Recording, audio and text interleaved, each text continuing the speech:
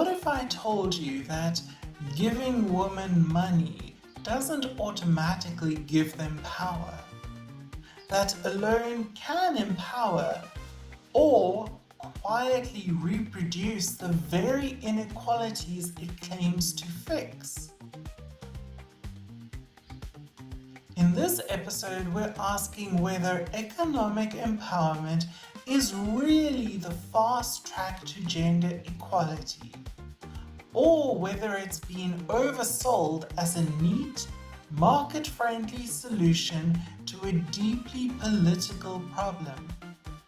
We'll talk microcredit, land, migration, climate change, and why gender equality isn't just about jobs. It's about who gets to decide how the world works. I'm Aurora Brown, and this is Intersectional Psychology. Let's get into it.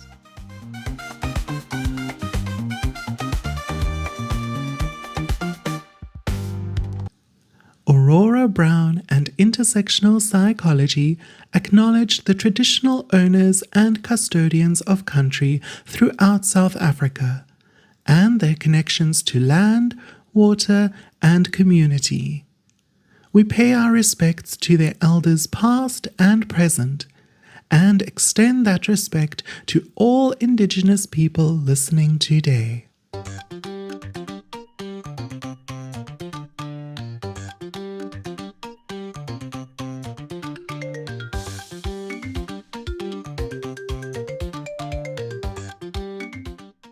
Episode 7.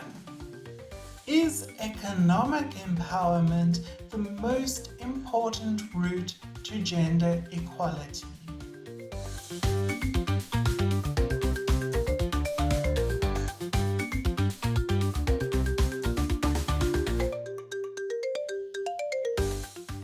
Hello and welcome back to Intersectional Psychology, a podcast where we ask psychology, development, and social policy to please explain themselves. And then we try to fact check the explanation. Today's episode asks a question that sounds simple, sensible, and very grant application friendly.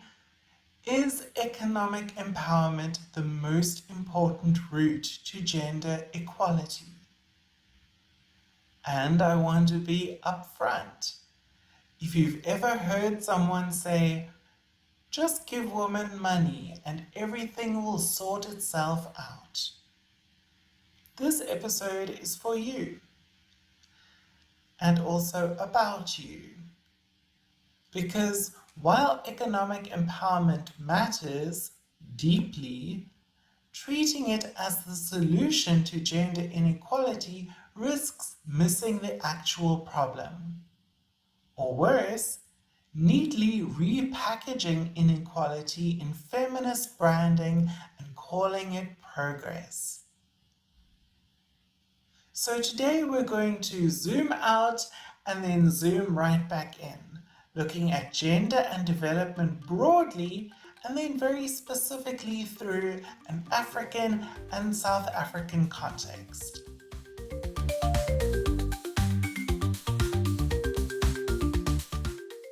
Gender and development. What are we actually talking about?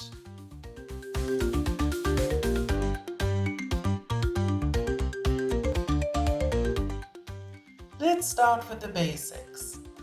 In gender and development discourse, one of the most popular claims is that increasing women's economic power leads to better outcomes for everyone. Better health, better education, stronger communities. And to be clear, that's not wrong. But here's the problem. Mainstream development strategies often define empowerment so narrowly that it becomes almost decorative, as if empowerment means participation, not power. as if putting women into markets automatically dismantles the structures that exploit them. So you'll see policies that celebrate a woman entering the labor force without asking what kind of work, under what conditions, with what protection, and crucially, who still holds the power once she gets there. This is where feminist scholars start raising eyebrows. Because when empowerment is reduced to income generation alone, it ignores the socio-cultural constraints that limit women's autonomy.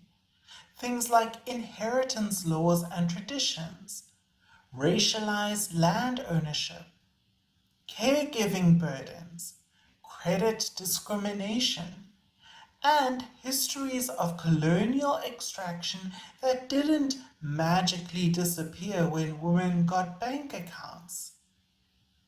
In other words, not all women start the race at the same bread line, and pretending they do is not neutral, it's political.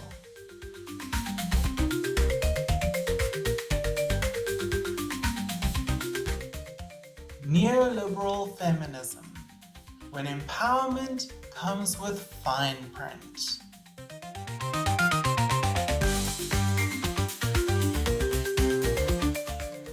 One of the sharpest critiques in this space comes from scholars who argue that what we often call, quote, women's empowerment, unquote, is actually neoliberal empowerment. This is the version where women are encouraged to be entrepreneurial. Structural inequality is politely ignored, and poverty becomes an individual failure rather than a systemic outcome. It's the logic of, well, if she works hard enough, she'll succeed. And if she doesn't, we gave her the chance. But this kind of thinking quietly leaves patriarchal norms intact. It doesn't challenge violence, exploitation, or unpaid care work and household labor. It just asks women to manage those realities more efficiently. And yes, policies will often focus on women's participation in labor markets without touching the normative beliefs that frame women as subordinate, dependent, or endlessly responsible for someone else's well-being. So no, a payslip does not automatically translate into freedom, especially if the same structure still decides who owns land, who controls the income, and who makes household decisions, and who absorbs the consequences when things go wrong.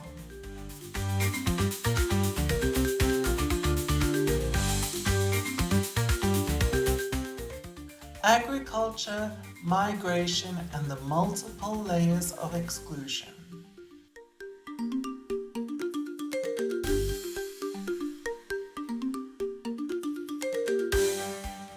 Nowhere is this more visible than in agriculture and migration.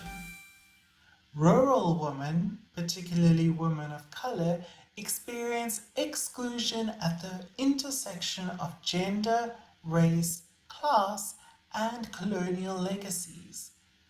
They are often primary food producers, water carriers, and land stewards, without owning the land that they depend on. Migration is often framed as a pathway to empowerment. But for many women, migration increases vulnerability to labor exploitation, to social isolation, to xenophobia and ethnophobia, to housing precarity, to sexual exploitation. And here's the kicker. Migration policies usually see women as workers, not as caregivers, community leaders, or political agents. Their unpaid labor disappears from the ledger, even though entire economies depend on it. Urban planning then joins the problem by prioritizing the formal economy, while women are forced into informal, low-wage work with minimal protection. Poor housing, unsafe transport, and lack of services don't just inconvenience women, they lock inequality into place.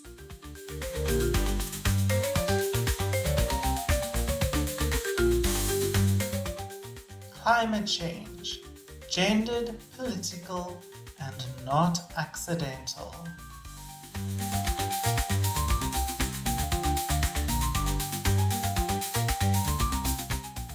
Climate change adds another layer.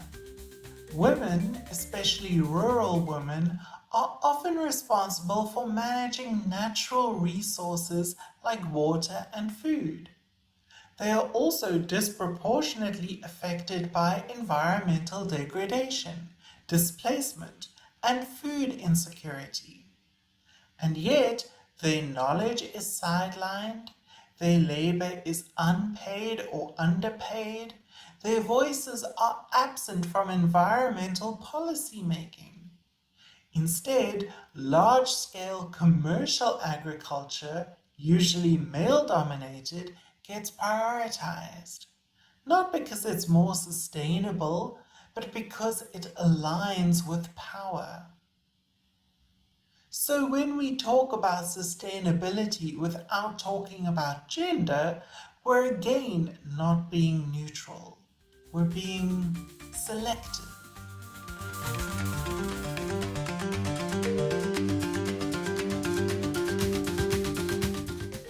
Women's issues or power relations.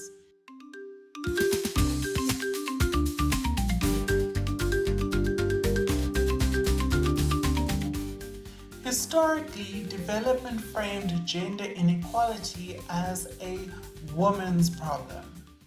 Fix the women, educate them, employ them, microfinance them, and the problem disappears. Except it didn't. Because gender inequality isn't about women lacking skills. It's about power relations. Who controls resources, whose labor counts, and whose voices shape policy. Intersectionality helps us see how gender interacts with race, class, disability, sexuality, and citizenship, producing very different experiences of marginalization. And development policies that ignore these intersections don't just fail, they often reproduce inequality under the guise of progress. In African contexts, this is especially visible in land ownership, political participation, and access to education and healthcare. Patriarchal systems still restrict women's access to resources, even when laws appear gender neutral. Because laws don't enforce themselves, people do. And people bring culture, bias, and power with them.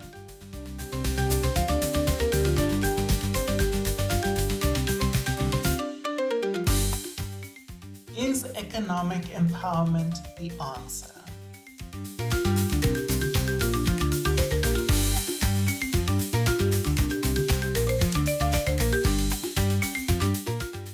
Let's be fair. Economic empowerment matters.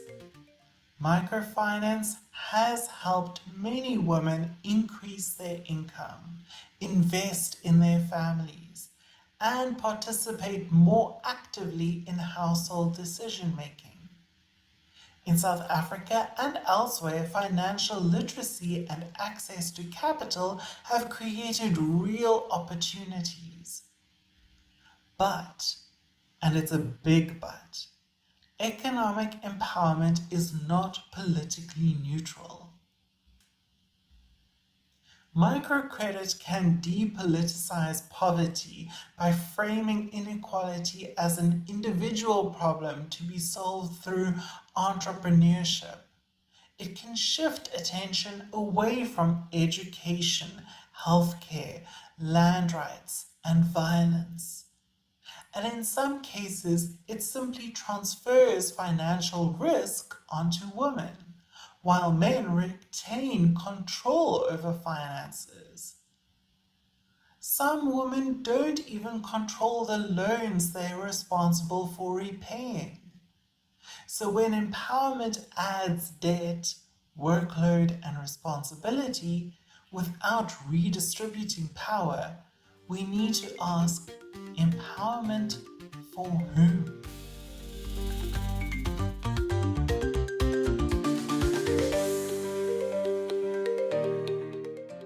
Beijing Platform. Progress but not enough.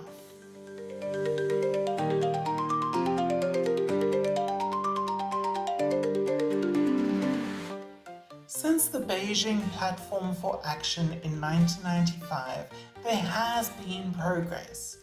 Greater political representation, stronger legal frameworks, increased economic participation. South Africa's constitution is rightly celebrated. And yet, we still haven't had a woman president. Gender-based violence remains endemic. Legal protections exist, but enforcement is uneven. Representation without power is not liberation. It's optics.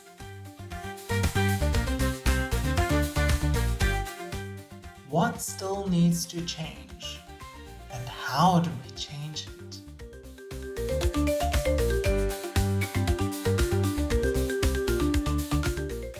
Gender equality will not be achieved through microfinance alone.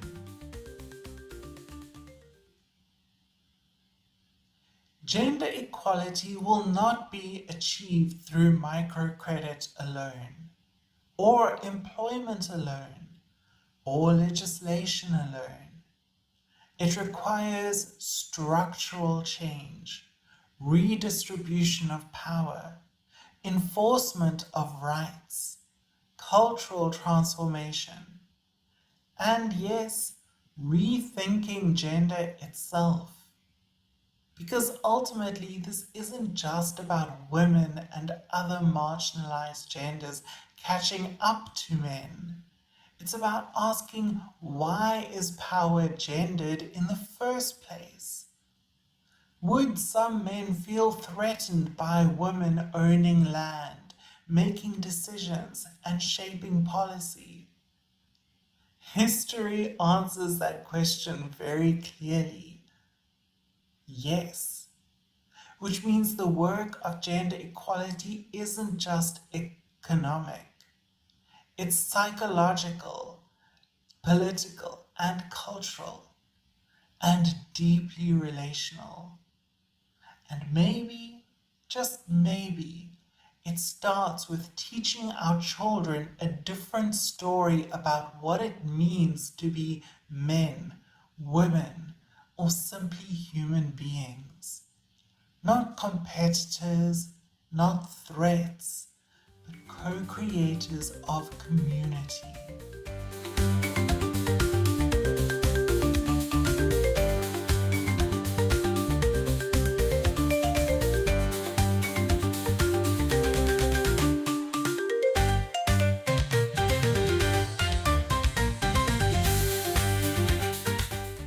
Before we wrap up, I want to ask a slightly uncomfortable question.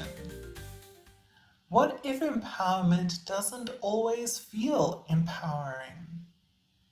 What if earning more just means carrying more? More responsibility, more pressure, more risk, without actually having more control? In the bonus episode, we're getting into the psychology of power without freedom. Why having choices isn't the same as being able to use them. And what really has to shift for empowerment to mean something more than survival with better branding. If that sounds like a conversation you're not quite ready to have, it's probably the one you need. Just go to patreon.com/intersectional psychology.